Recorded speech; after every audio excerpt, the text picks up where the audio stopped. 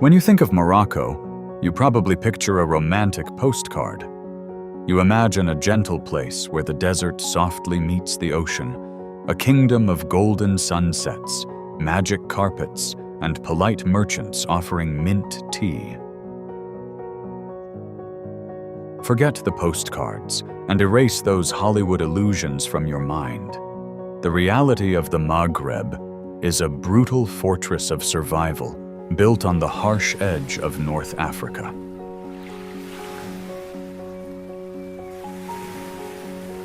Morocco is not a fairy tale. It is a grinding mechanical engine where desertification still threatens ancient oases, villages, and trade routes. And human existence depends entirely on thermal engineering calculated logistics and sheer unyielding grit.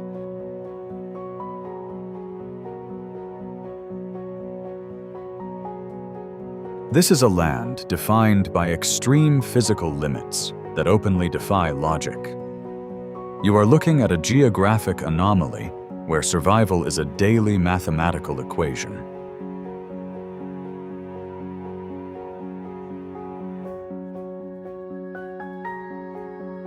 Temperatures here can violently swing from a flesh-baking 120 degrees Fahrenheit in the merciless dunes of the deep desert to sub-zero blizzards high up in the towering peaks of the Atlas Mountains.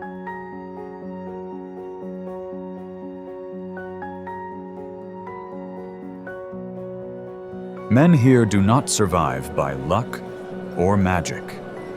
They survive through thousand-year-old architectural mechanics, constructing massive mud brick fortresses with walls thick enough to absorb the deadly daytime solar radiation and slowly release that heat to keep them from freezing to death during the bitter nights.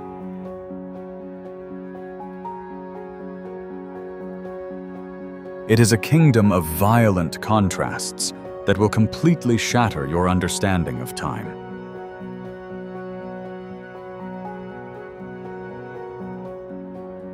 Right now, cutting straight through the unforgiving North African wasteland is a massive feat of modern infrastructure. The Al Barak bullet train, a multi-billion-dollar machine forged of steel and high-voltage electricity, slashes through the desert heat at 200 miles per hour. It is the fastest train on the African continent, a highly calibrated marvel of 21st century engineering. Yet if you look out the window of that very same high-speed train, you will see a reality that has not changed in over a millennium.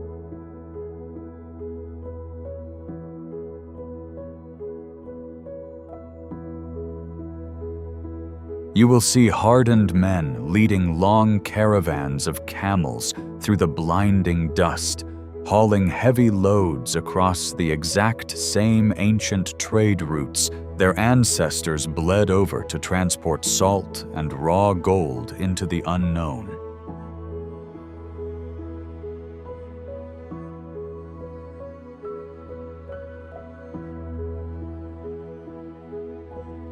Shaped by Arab, African, Berber, and European forces, this is a land where ancient walled cities still breathe like living claustrophobic mazes.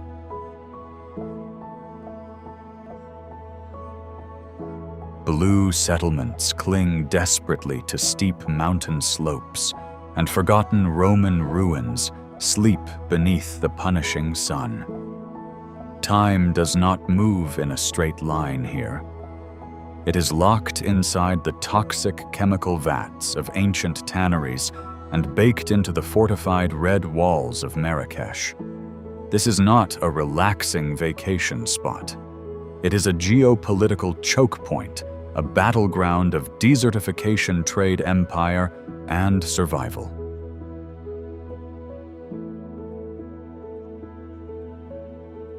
Today, we are tearing down the tourist facade.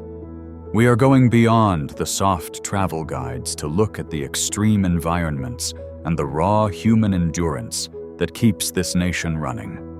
Welcome to Morocco, a machine running on ancient instincts and modern steel, the most mysterious and resilient kingdom you have never seen before.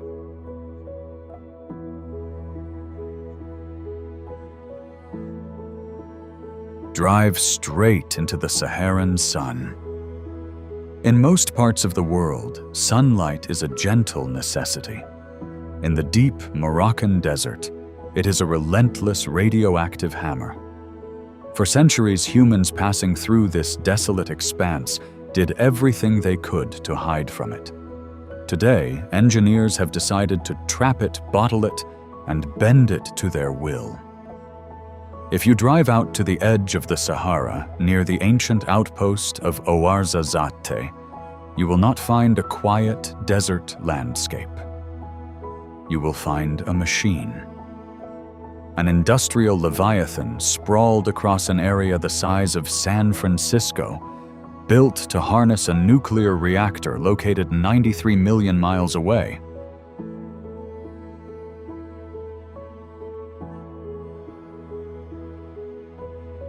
Forget everything you know about standard solar power. There are no delicate passive photovoltaic panels here quietly absorbing light. This is concentrated solar power. It is heavy aggressive thermal engineering designed to weaponize the heat of the sun.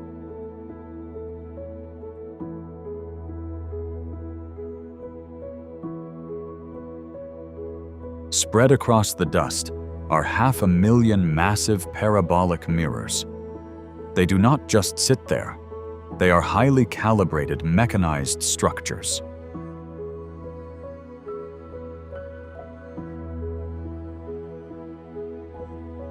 Linked to a central command grid, these thousands of glass arcs slowly pivot in unison, tracking the sun from east to west like a giant mechanical eye.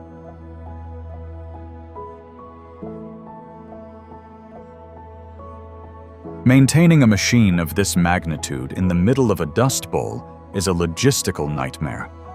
The Sahara does not want these mirrors here.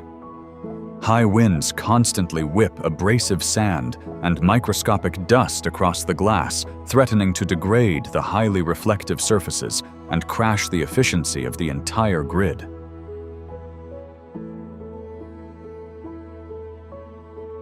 You cannot just wait for rain in a place that gets less than 4 inches of precipitation a year. To keep the plant running at peak capacity, a fleet of specialized heavy-duty cleaning trucks patrols the service roads between the mirrors. They operate entirely at night, utilizing high-pressure demineralized water jets to blast the baked-on grit off the glass.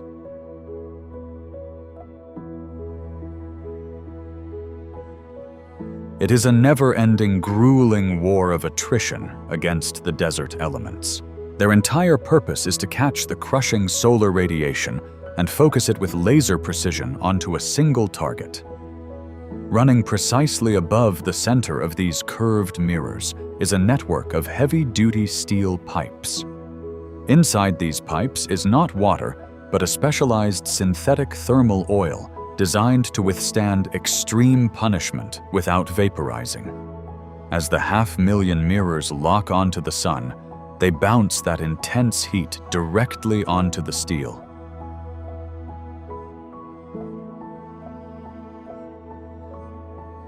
The temperature of the synthetic oil inside shoots past 700 degrees Fahrenheit. It is essentially liquid fire, racing through a closed-loop system, pumping massive amounts of thermal energy across miles of barren wasteland. It is an extraordinary feat of fluid dynamics, moving superheated payloads through the desert with the rhythmic precision of a combustion engine.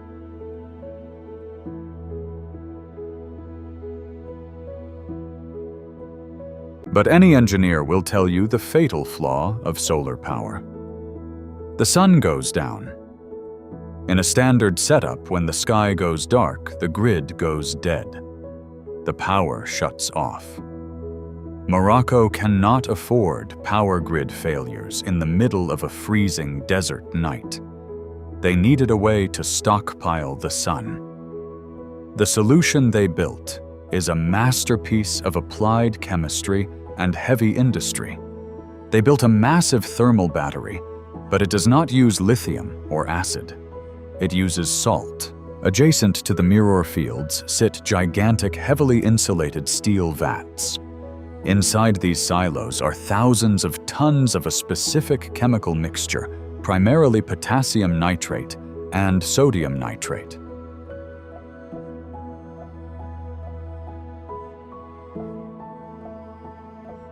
At room temperature, it is a dry, solid powder. But when the boiling synthetic oil from the mirror fields is pumped through a heat exchanger connected to these vats, the salt completely melts. It turns into a thick, glowing, molten sludge, reaching temperatures of 734 degrees Fahrenheit. Molten salt is one of the most efficient thermal insulators on the planet. It traps the brutal heat of the daytime sun and holds on to it, refusing to let it dissipate. When night falls over Ouarzazate and the temperature plummets, the mirrors stop moving. But the power plant does not sleep.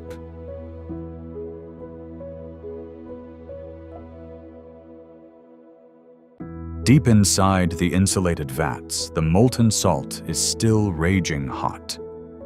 The engineers simply reverse the process. They pump high-pressure water past the vats of liquid salt. The intense residual heat flash boils the water, instantly converting it into high-velocity steam. That steam is violently forced into massive industrial turbines, spinning heavy rotors to generate electricity. These are not small generators. These are colossal multi-ton steel turbines rotating at thousands of revolutions per minute, producing an overwhelming hum that vibrates through the desert floor.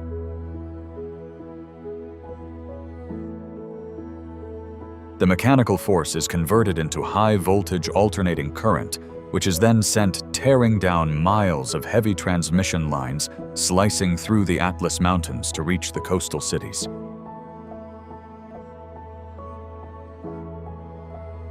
While the desert freezes under the pitch-black sky, the power plant continues to hum, feeding off the trapped heat of the afternoon. It pumps reliable, uninterrupted electricity to over 2 million homes across the country long after midnight. It is a grinding, mechanical triumph over one of the most hostile environments on Earth. This is not just a power plant. It is a calculated act of survival, proving that with enough steel chemical engineering and sheer grit, human beings can hijack the mechanics of the solar system to keep the lights on.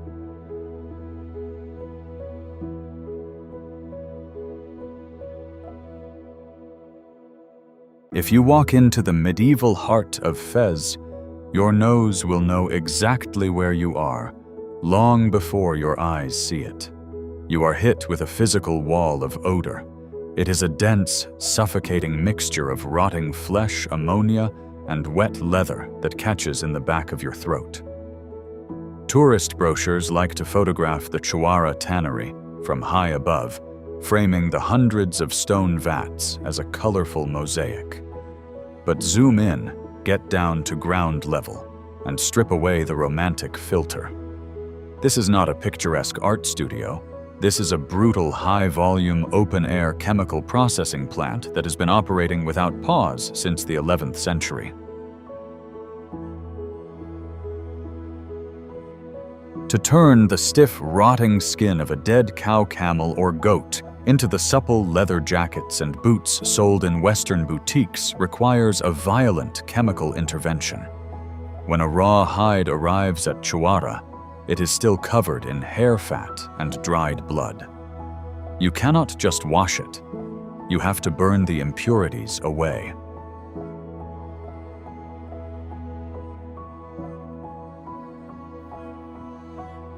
The first stage of this medieval assembly line is the white vats. These stone pits are filled with a highly caustic liquid, a mixture of water, coarse salt, quicklime, and hundreds of gallons of cow urine. Quicklime is calcium oxide, a highly reactive chemical compound. When mixed with the acidity of the urine, it creates a corrosive bath that violently breaks down organic matter. The workers throw the stiff hides into this toxic stew and leave them there for days.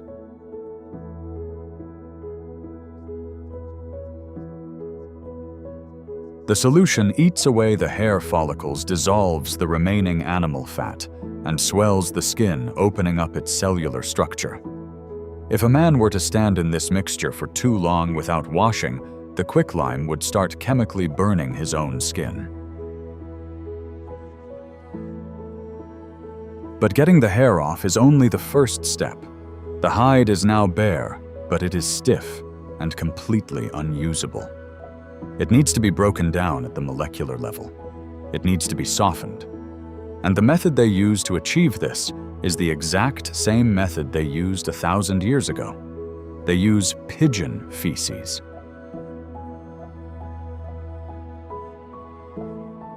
It sounds like a myth, but it is hard industrial chemistry.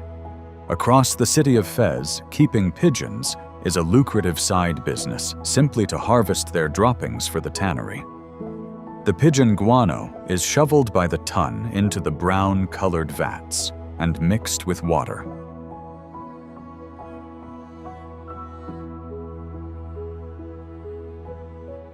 Why pigeon feces? Because as it decomposes, it releases massive amounts of ammonia. The hides are transferred from the quicklime pits into these ammonia-rich vats. The enzymes and bacteria in the feces actively attack the tough protein structures, specifically the keratin inside the animal skin. This biological process, known as baiting, literally digests the stiffest parts of the leather, rendering it incredibly soft and pliable. The longer it sits in the feces, the softer the final product becomes.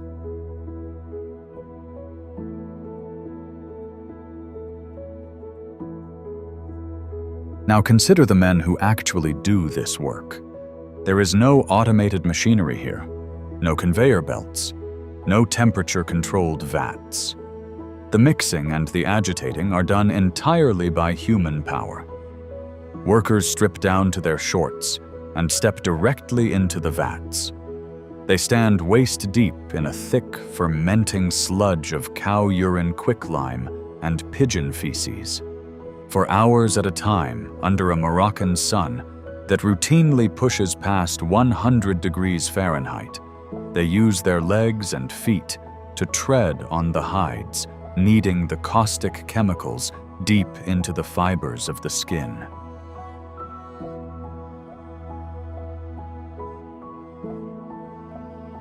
The physical toll is staggering.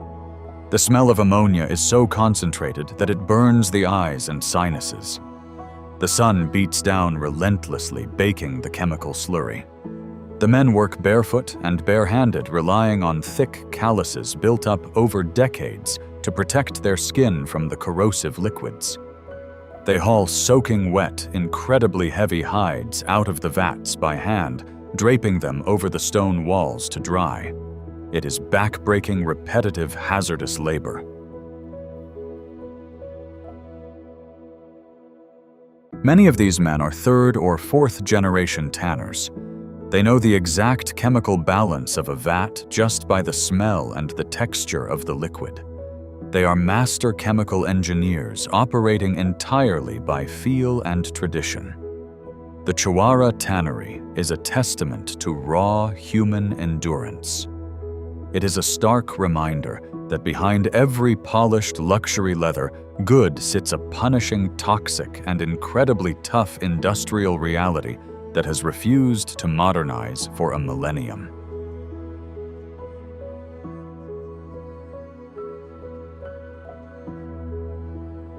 Look at the desolate foothills of the high Atlas Mountains.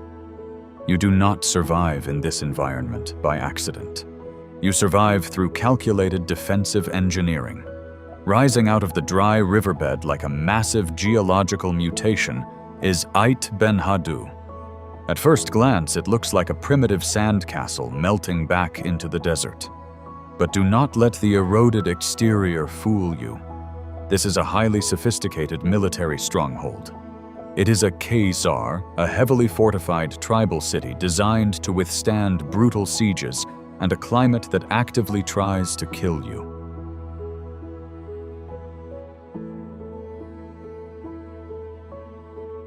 The men who built this place centuries ago were not thinking about aesthetics. They were thinking about survival.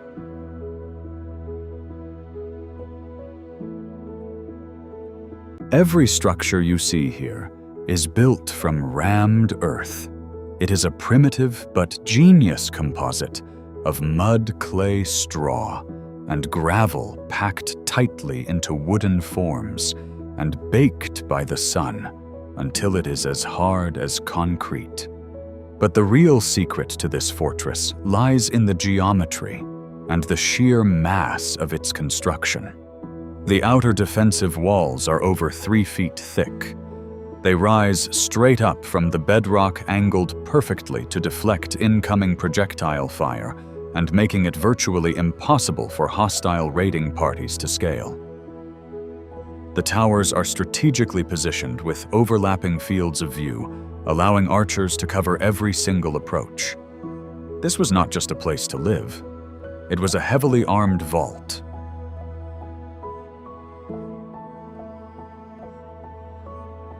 Why build a massive fortress in the middle of a barren wasteland? Because 1,000 years ago, this dust bowl was the equivalent of a major interstate highway. This was the trans-Saharan trade route. Massive caravans, sometimes consisting of thousands of camels, crossed the punishing desert from the deep interior of Africa, heading north toward the Mediterranean ports. They were hauling immense wealth. Raw gold, silver, salt spices, and human cargo in the form of slaves. Moving that kind of massive capital across a lawless frontier attracted desert raiders highly mobile and heavily armed bandit tribes looking for an easy score. Ait Ben Haddou was built as a heavily guarded safe haven. It was a fortified outpost where caravan operators could lock themselves and their cargo behind massive wooden doors safe from the heavily armed marauders roaming the pitch-black night.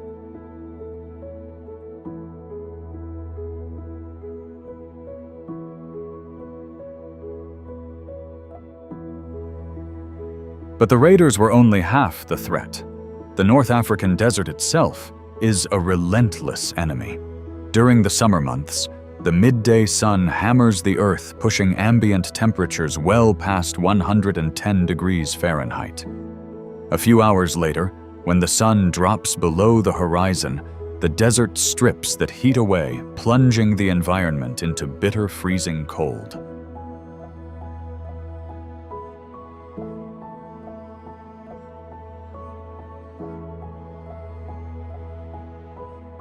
To survive these violent daily temperature swings, the architects of this fortress utilized a brilliant physical concept called thermal mass.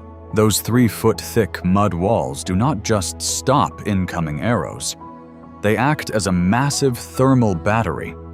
Throughout the crushing heat of the afternoon, the dense rammed earth absorbs the solar radiation, trapping the brutal heat deep inside the mud and preventing it from penetrating the buildings. This keeps the interior rooms incredibly cool and completely shaded from the deadly sun.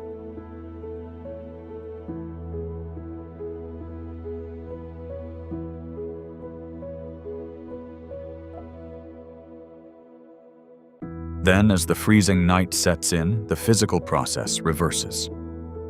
The thick walls slowly radiate that trapped, baked-in heat back into the living quarters, keeping the inhabitants warm until dawn.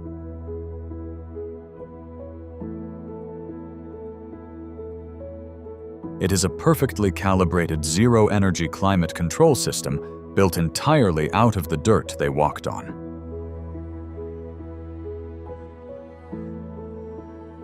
There is no delicate craftsmanship here, no polished marble or imported stone.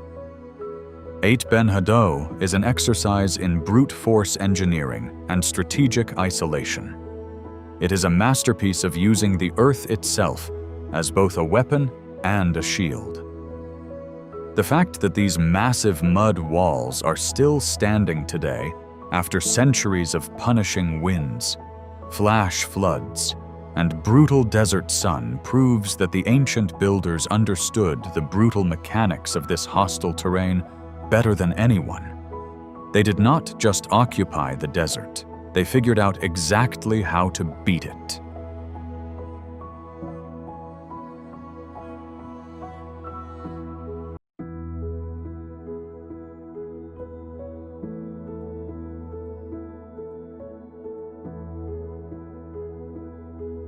If you want to understand the sheer defiance required to cross the high Atlas Mountains, you do not look at the snow-capped peaks. You look down. You look at the ribbon of cracked asphalt carved directly into the vertical cliff face of the Dades Gorge. Tourist brochures call it one of the most scenic drives in the world. But get behind the wheel of a heavy vehicle on this route, and that romantic illusion evaporates instantly. This is not a scenic drive. It is a terrifying exercise in physics and friction. You are navigating a series of violent 180-degree hairpin turns, bordered by sheer vertical drops of thousands of feet. And there is absolutely nothing standing between your tires and the abyss. No concrete barriers, no steel guardrails, just gravity waiting for a single miscalculation.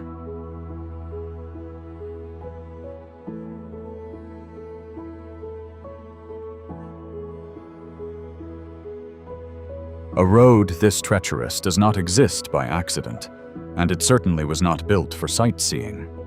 It was forged by war. In the 1920s and 30s, the French military was bleeding resources trying to control the remote, fiercely independent Berber tribes of the High Atlas. The terrain was the Berbers' greatest weapon. To pacify the region, the French Foreign Legion needed a way to move heavy troop supplies and field artillery deep into the impassable mountains. So they blasted their way through. Using dynamite pickaxes and raw human labor, military engineers carved the Tizi and Tichka Pass out of the living rock. It was a brute force infrastructure project paid for in blood and sweat, designed to crush a rebellion by completely conquering the geography itself.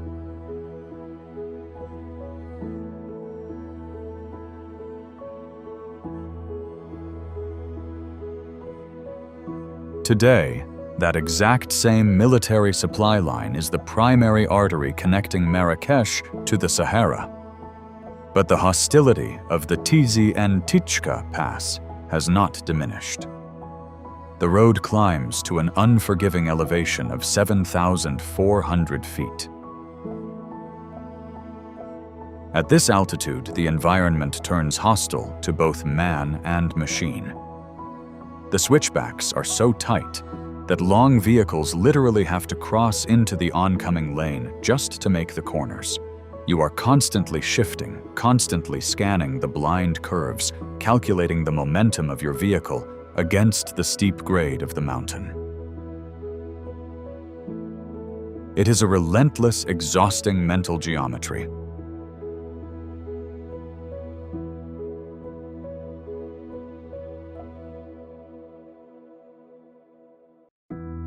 Now put yourself in the cab of a fully loaded commercial diesel truck making this crossing. The mechanical strain is immense. At 7,400 feet, the air is remarkably thin. Internal combustion engines are starved of oxygen, losing up to 20% of their horsepower. Heavy trucks are forced to crawl up the punishing inclines in low gear with engines screaming and temperatures spiking as they fight to pull 40 tons of cargo into the sky.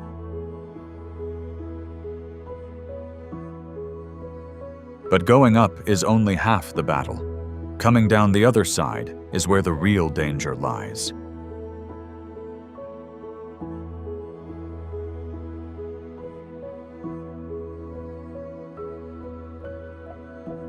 Descending the Atlas requires masterclass driving and nerves of absolute steel. You cannot rely on your air brakes. If a driver rides the brake pedal down these steep, endless grades, the friction will literally cook the brake pads. The intense heat builds up until the brakes fade completely, catching fire and leaving a runaway truck barreling toward a hairpin corner with a 1,000-foot drop.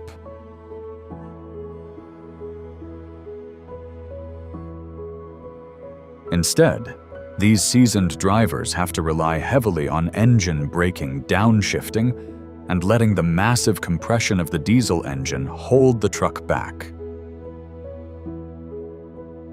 You can smell the burning clutch plates and overheated rubber long before you see the trucks.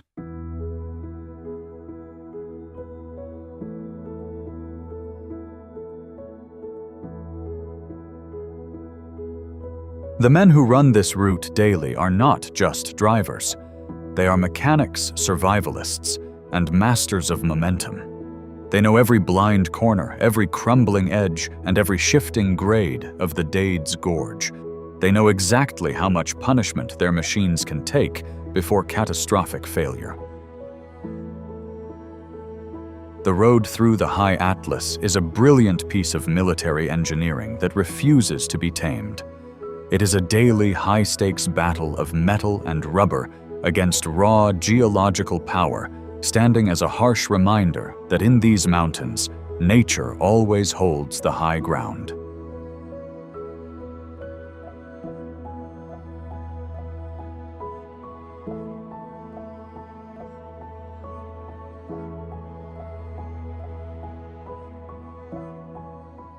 Look at the endless rolling dunes of Erg Chebi.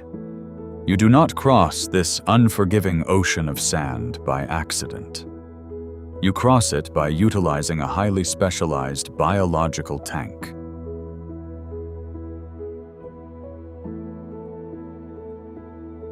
From a distance, it looks like a slow, lumbering beast of burden. But do not let that awkward gait fool you.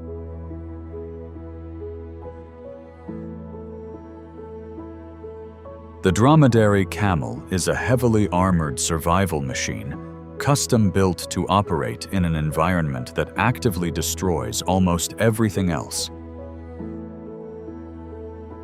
The men who drive these desert caravans do not view these animals as romantic symbols of the past. They view them as essential heavy machinery necessary to navigate a deeply hostile wasteland.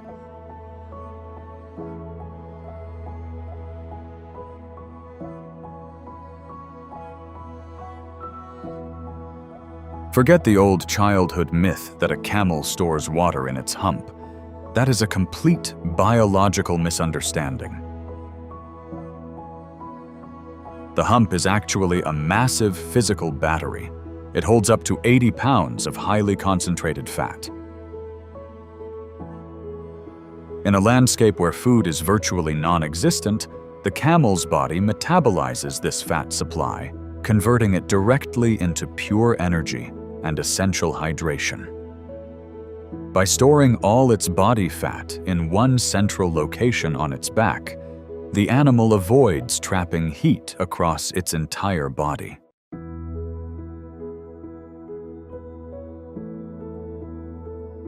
This brilliant design allows the rest of its frame to rapidly release heat, keeping its core temperature perfectly regulated under the brutal midday Saharan sun.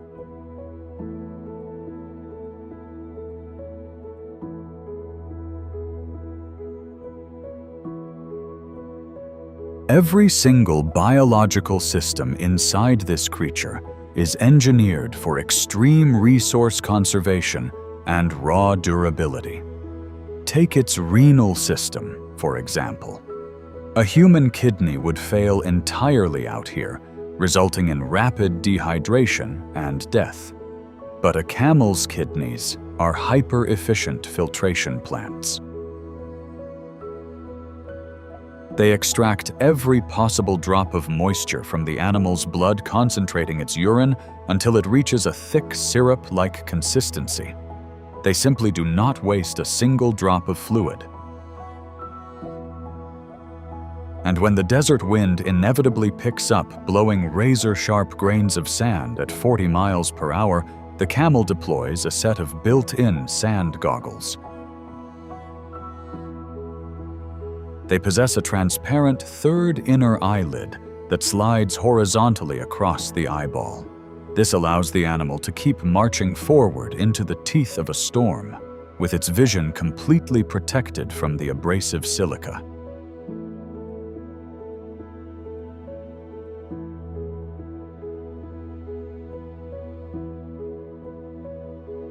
But these biological machines are only as good as the men operating them. The nomadic guides of Erg Chebbi are a completely different breed of human. Leading a caravan through the deep Sahara is an exercise in extreme endurance and constant hypervigilance. There are no reliable GPS signals or paved roads out here. These men read the shifting dunes by day and the constellations of the night sky with the exact precision of a seasoned naval captain. They navigate an ever-changing topography where a single wrong turn means disappearing forever into a silent sea of sand.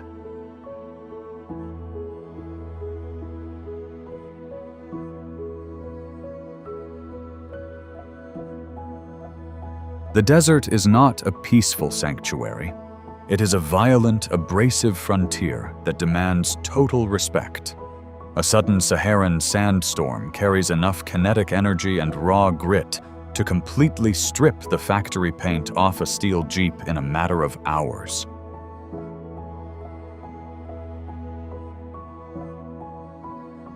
When the horizon turns dark orange, these guides must force their animals to the ground, huddling tightly against their massive bodies just to survive the suffocating blast. Furthermore, the threat out here is not just the extreme weather.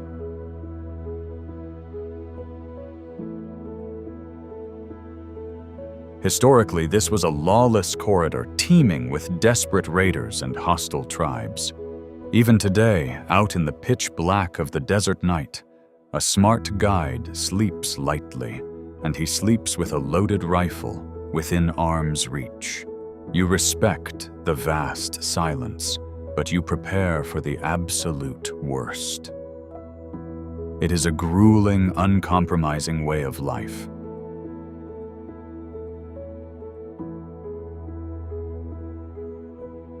Out here in the deep Sahara, man and biological machine must operate in perfect unison. If either one fails, neither makes it out alive.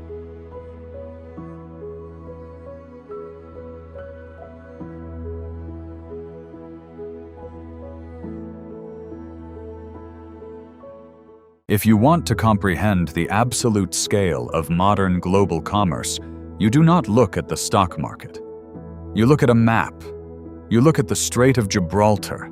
It is a terrifyingly narrow channel of water separating the coasts of Europe and Africa. This gap is just 9 miles wide. Yet through this tiny geological bottleneck flows an astonishing 20% of all global maritime trade.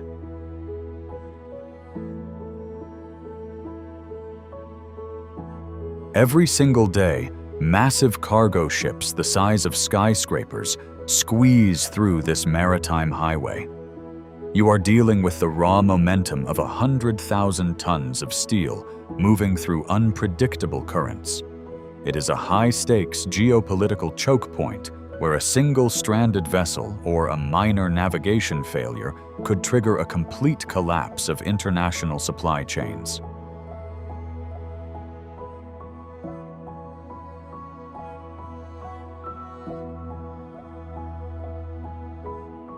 Just a few hundred miles south of this location, men are still moving goods across the deep Sahara, using the exact same biological machines their ancestors used 1,000 years ago. A camel caravan operates on the raw endurance of flesh and bone, creeping across the sand at 3 miles per hour to deliver a few hundred pounds of cargo. It is a slow, grueling process dictated by the unforgiving laws of nature.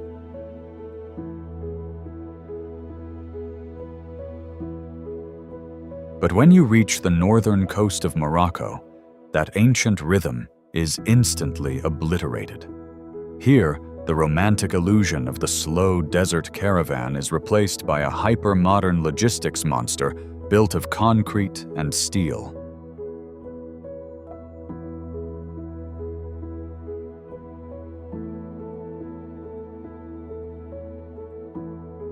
Welcome to Tanger Med. It is not just a seaport. It is an industrial behemoth sitting right at the throat of Europe. It proudly holds the title of the largest port in Africa and the largest in the entire Mediterranean Sea.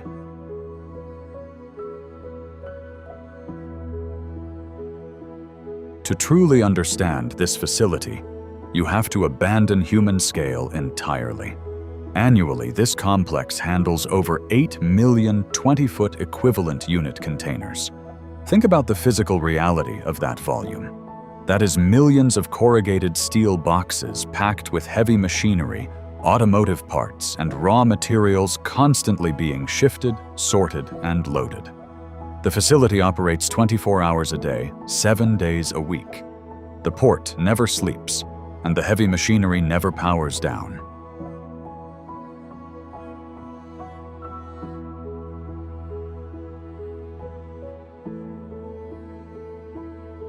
The operation here relies on a level of mechanical precision that borders on science fiction.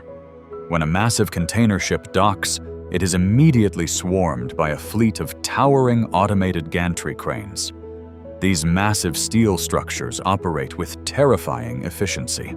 You can hear the high-pitched whine of their heavy electric motors as they hoist 30-ton shipping containers high into the air, driven by complex algorithms and veteran human operators working in high-tech control rooms.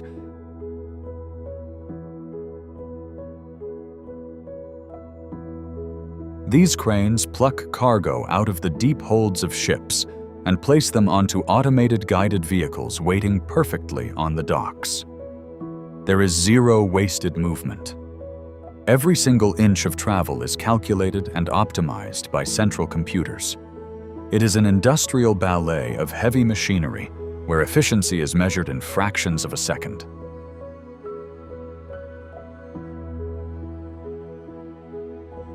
Managing this organized chaos requires a masterclass in maritime logistics. The control centers of Tanger Med resemble military bunkers. Advanced radar systems constantly sweep the Strait of Gibraltar, tracking the speed heading and draft of thousands of approaching vessels.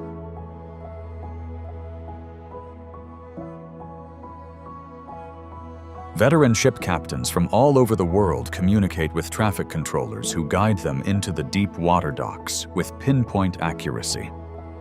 The radar operators must account for heavy ocean swells, unpredictable weather systems, and the sheer momentum of cargo ships that take several miles just to come to a complete stop.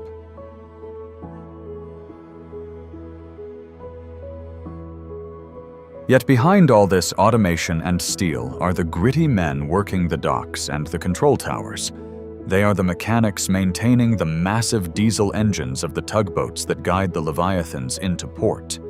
They are the engineers keeping the gantry cranes from failing under extreme dynamic loads. They know exactly how much strain the heavy steel cables can take and how the harsh salt air slowly corrodes the electrical grids. They work in an unforgiving industrial environment defined by the deafening roar of steel hitting steel and the deep vibrations of massive ship engines idling at the pier.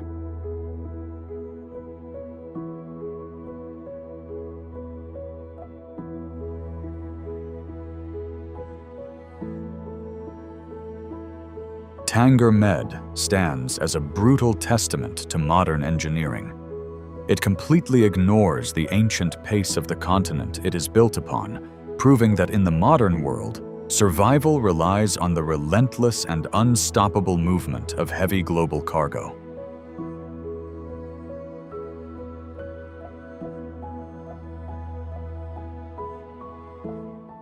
Listen to the relentless howl of the Atlantic wind tearing across the Moroccan coast.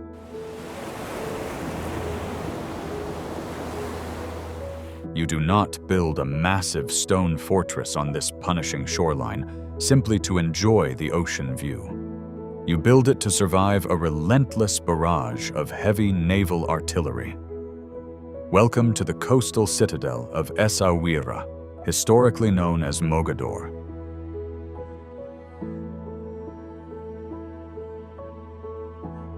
From the ocean, it looks like an impenetrable wall of solid rock rising directly out of the crashing waves.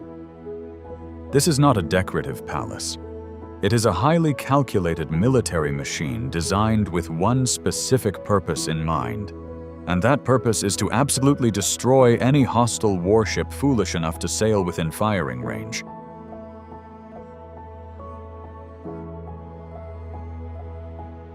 Walk along the fortified seawall known as the Scala de la Ville, and you will immediately understand the sheer scale of this 18th century coastal defense system.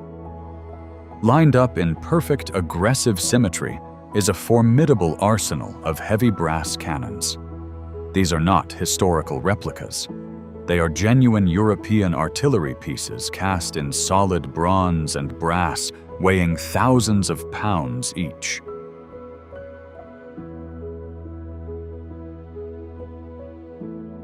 At the time, they were the absolute pinnacle of military technology.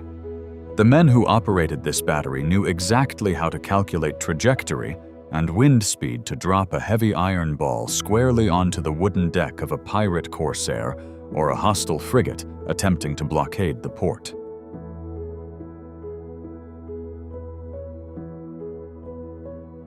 But the true genius of Essaouira lies in the geometry of the stone beneath those cannons. In the 1760s, the Moroccan Sultan hired a captive French military architect to design these ramparts.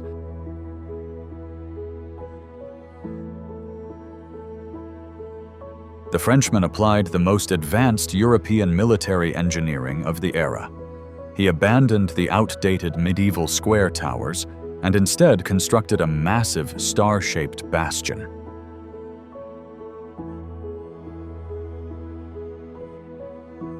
This specific structural geometry was a masterstroke of survival. The sharply angled stone walls were mathematically designed to deflect incoming cannonballs rather than absorbing the full kinetic energy of a direct hit. Furthermore, the intersecting angles allowed the defending gunners to lay down a deadly overlapping crossfire, effectively eliminating any blind spots for enemy ships trying to drop anchor near the harbor walls.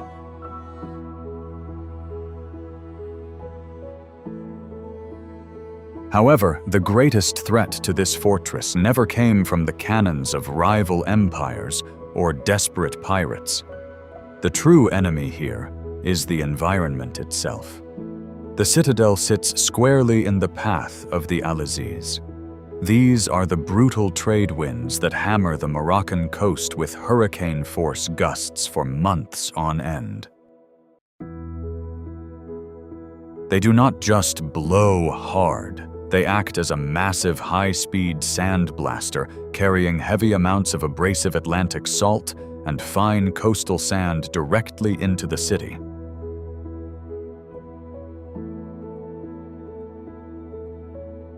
The environmental conflict here is absolute and unforgiving.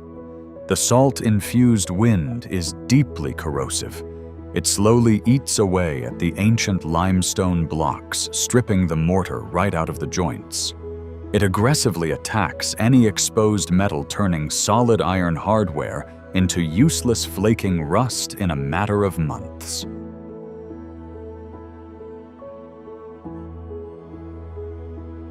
This perfectly explains why the ancient military engineers specifically demanded brass and bronze cannons. Unlike iron, the brass develops a protective patina, allowing the heavy artillery to survive the harsh, salty air without rotting from the inside out.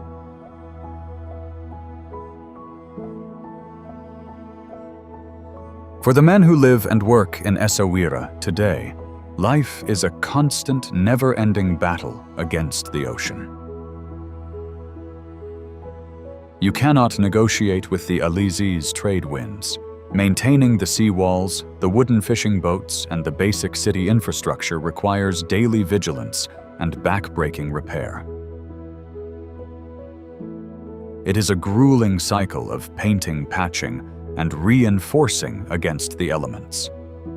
If the locals stop working for even a single season, the Atlantic salt will quickly reclaim everything they have built. It is a tough, uncompromising existence, where human engineering is locked in a permanent, violent standoff with the corrosive power of the sea.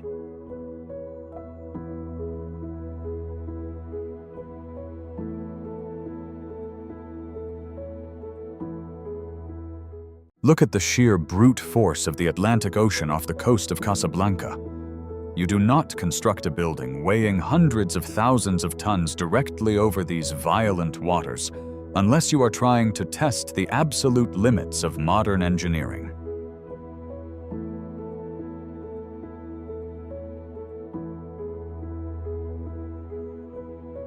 Welcome to the Hassan II Mosque. To call this structure merely a place of worship is to completely ignore what it truly is. It is a macro-engineering marvel, a massive concrete and titanium monolith built straight out over the crashing waves of the sea.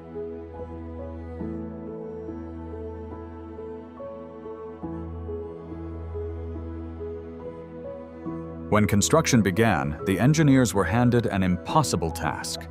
The mandate was to build a structure that extended out over the Atlantic, occupying a platform reclaimed directly from the ocean.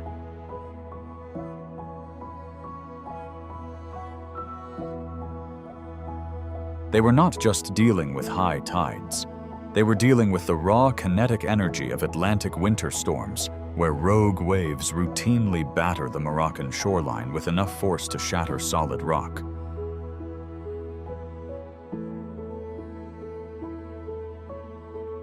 To prevent the entire complex from being ripped apart and dragged into the sea, the foundation required a masterclass in coastal defense.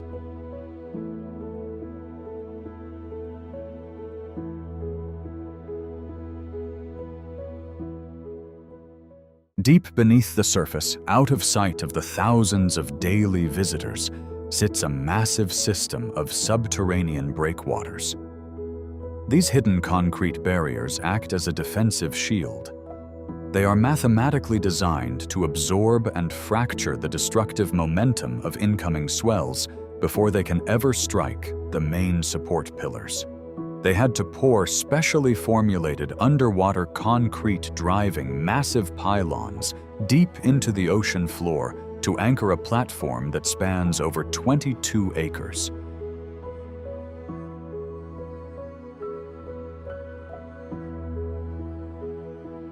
It took thousands of gritty men operating in brutal coastal conditions working around the clock to conquer the seabed. Once the foundation was secured, they had to build up. Rising from this artificial peninsula is an absolute giant. The minaret stands an astonishing 689 feet tall. That is nearly 70 stories of solid concrete and stone thrust straight up into the turbulent coastal winds. When you build a tower that high right on the ocean, you are essentially building a giant wind sail.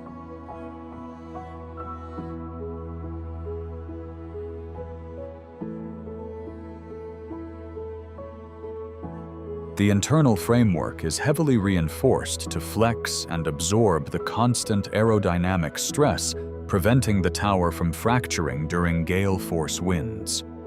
At the very peak of this massive spire is a high-tech addition.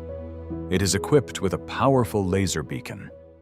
Every night it cuts through the coastal fog, projecting a green beam of light exactly 30 kilometers across the sky, pointing directly toward Mecca.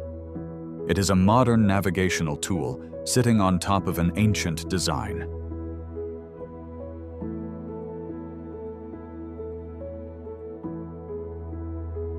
But the greatest enemy this building faces operates in complete silence. The ocean is not just violent, it is deeply and relentlessly corrosive. The heavy salt spray carried by the trade winds is a slow-acting acid that will eat through standard construction materials in a matter of months. If they used ordinary materials, the salt would eventually penetrate the stone rust.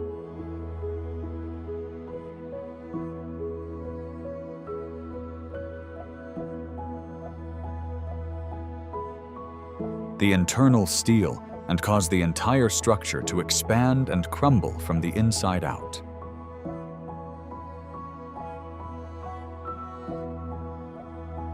To counter this invisible threat, the engineers developed a highly specialized, dense concrete mix, formulated specifically to repel saltwater intrusion. Every square inch of the lower exterior had to be calculated to withstand decades of salt blasting.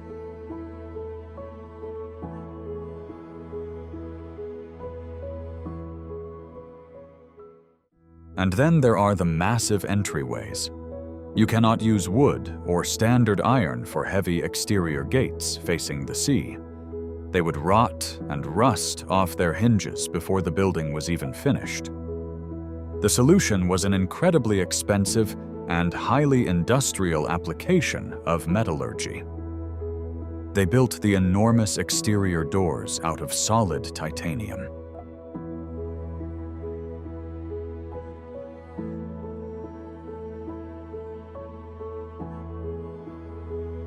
This is a material typically reserved for fighter jets and deep-sea submarines.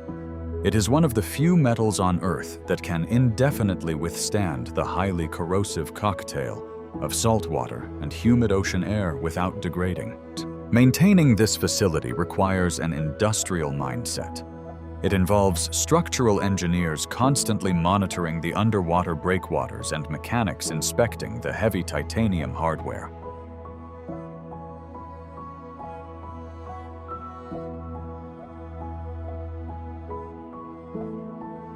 It is a permanent battle against the elements, proving that if you want to conquer the edge of the ocean, you have to build with the precision of a military bunker and the resilience of a battleship.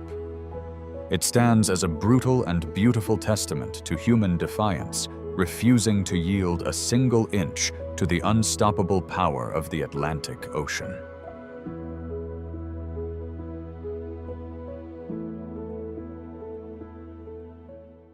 Look closely at the branches of an argan tree in the Souss Valley of southwestern Morocco.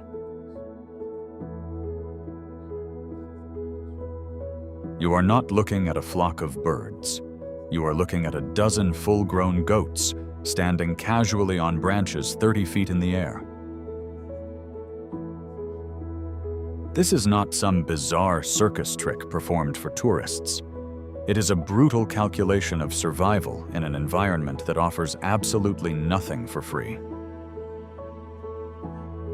The Souss Valley is an arid, sun-baked furnace where the ground is effectively baked clay and dust. For the local livestock, grazing on the ground is simply not an option because there is absolutely nothing to eat. Hunger drives these goats to become expert climbers, scaling the thick, thorny branches of the ancient argan tree. Their hooves are uniquely adapted to this landscape, featuring 2 toes that can spread out to provide a solid grip on the rough bark.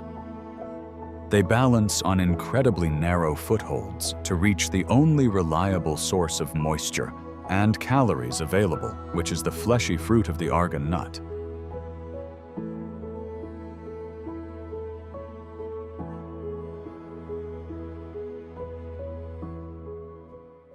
But these tree-climbing goats are just the first step in a highly localized and deeply unforgiving industrial chain. What grows on these thorny branches is not just livestock feed. It is the raw material for one of the most expensive and labor-intensive agricultural products on the planet. Argan oil. You might have seen this oil sold in high-end American retail stores in tiny, expensive bottles. But to understand the true cost of this liquid gold, you have to look at the sheer mechanical grind required to extract it from the harsh Moroccan desert.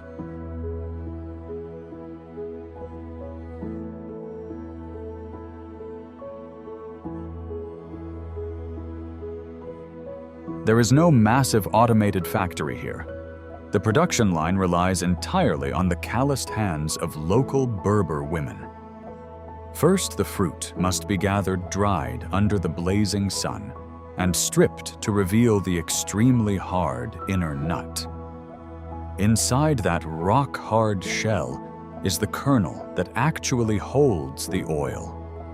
You cannot simply load these nuts into a commercial crushing machine. The unique shape and dense structure of the argan shell will literally jam and destroy modern mechanical crushers. The only effective method of extraction is human brute force.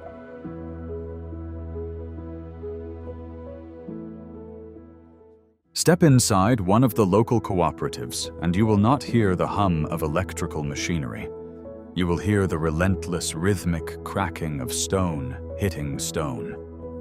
Women sit on the ground for hours at a time, using heavy flat river rocks to smash open the argan nuts one by one. It requires absolute unyielding precision. Hit the nut too softly, and the shell simply bounces away. Hit it too hard, and you completely crush the valuable kernel inside, rendering it useless for pressing.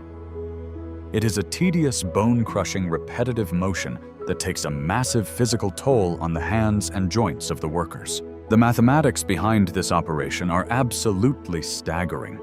To produce just 1 single liter of pure argan oil, it takes 30 kilograms of raw argan nuts. That translates to 15 solid hours of back-breaking manual labor just to extract enough kernels to fill a standard bottle. Once the kernels are finally extracted, they must be roasted over an open fire ground into a thick, heavy paste using a traditional stone quern, and then kneaded by hand for hours to slowly squeeze out the precious oil. This entire regional economy is tethered to a tough, ancient tree that acts as the last defense against encroaching desertification and grows naturally almost nowhere else on Earth. The global demand for argan oil has skyrocketed in recent years, but the reality on the ground remains stubbornly unchanged. It is a harsh, uncompromising business where every single drop of oil represents hours of sweat and physical endurance. It stands as a powerful example of how pure human grit can squeeze a valuable living out of the harshest dirt imaginable.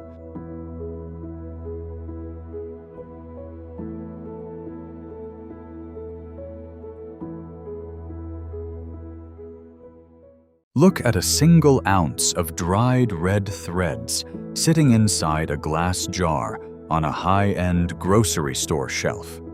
You might see a price tag of $300 and think it is a scam. But you are not just looking at a culinary ingredient. You are looking at the result of a brutal agricultural war waged in the dirt of the Anti-Atlas Mountains.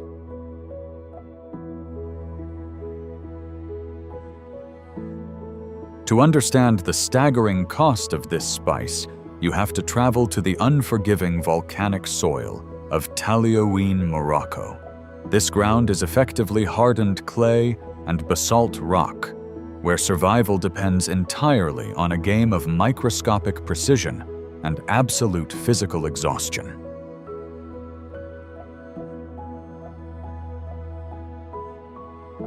There are no massive diesel tractors or automated harvesting combines here.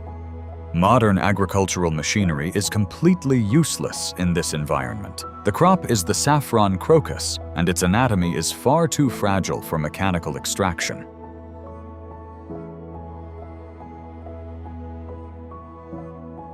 You cannot plow it, strip it, or shake it from a tree. Every single thread must be extracted by human hands.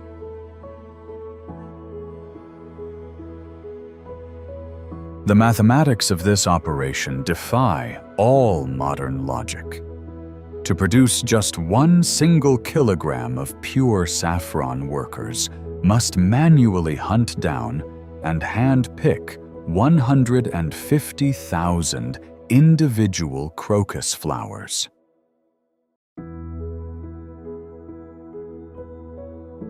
Inside each of those flowers are exactly 3 tiny crimson stigmas.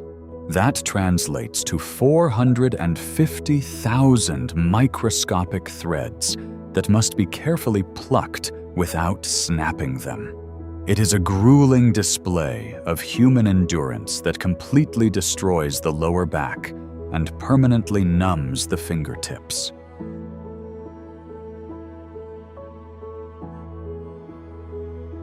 But the physical toll is only half the battle. The real enemy here is time and the sun itself. This specific crocus only blooms for a frantic 2 to 3 weeks out of the entire year, usually in late autumn, and the harvest cannot happen at noon. It must happen in the freezing pitch-black hours before dawn.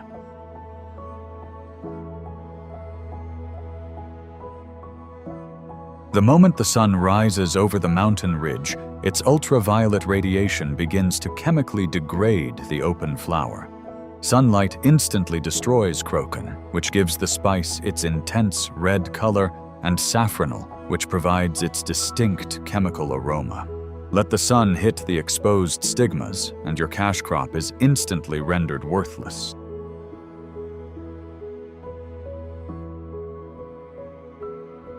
So long before you even wake up to pour your morning coffee, entire families are already miles out in the frozen dirt.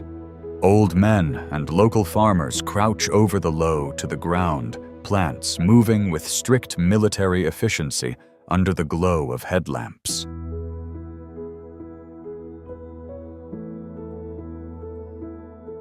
They snap the purple flowers off at the base and toss them into woven baskets racing against the impending sunrise. The window of opportunity is incredibly narrow. Once the sun breaks the horizon, the picking stops immediately.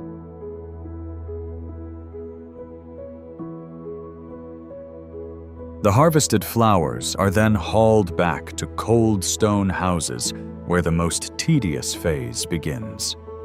This is a literal assembly line fueled by human muscle and raw focus. Workers sit at long tables painstakingly peeling open the petals to extract those 3 red threads. It takes an experienced worker a full 10 hours of continuous uninterrupted labor to process just a few grams of marketable saffron. The threads are then flash-dried over hot coals to lock in the volatile oils, a process that requires intense temperature control. Too much heat, and the threads burn, turning to useless ash. Too little heat, and they rot from the inside out.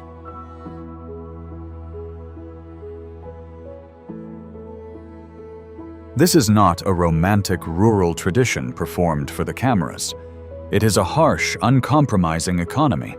For the isolated villages clinging to these rocky slopes, this blood-red spice is the only reliable source of income to survive the brutal winter months.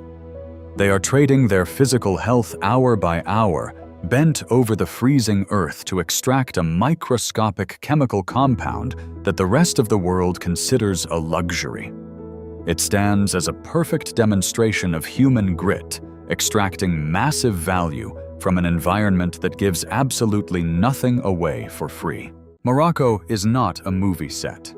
It is easy to look at the sweeping dunes and ancient medinas and see a romantic fantasy, but that is a dangerous illusion.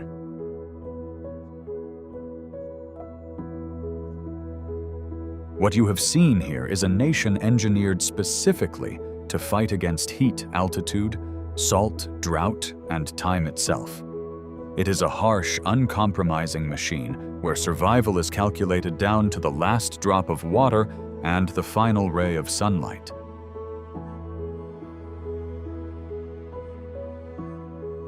The people here do not romanticize the desert because the desert will destroy you if you stop paying attention.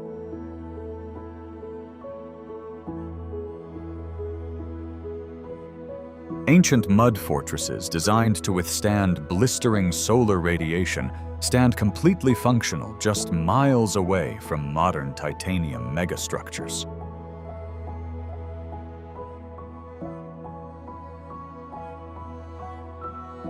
Men subject themselves to toxic chemical vats in the tanneries to forge leather through sheer physical endurance, while engineers just a few hours away bend the raw radiation of the sun to power entirely new cities. Desert caravans still navigate the shifting sands, trading in salt and survival, while high-speed bullet trains cut across the northern coastline, connecting Atlantic megaports to the rest of the industrial world. It all exists inside the exact same machine. That machine is Morocco, a kingdom running entirely on a blend of ancient human instincts and modern tempered steel.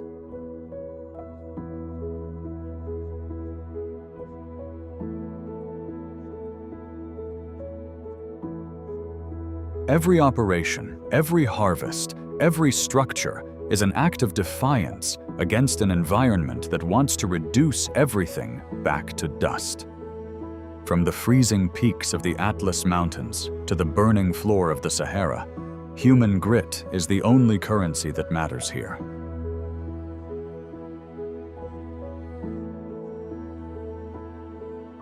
But the machine we are looking at next is even larger.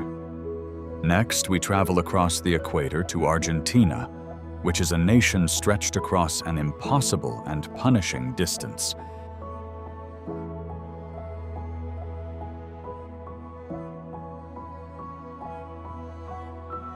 It is a place where the massive Andes rise like a continental wall, blocking out the world, where the sprawling plains of Patagonia are endlessly punished by some of the strongest, most violent winds on planet Earth. We will see where massive glaciers crack and collapse like heavy artillery fire, and where the final paved roads of South America run out completely toward the desolate edge of Antarctica.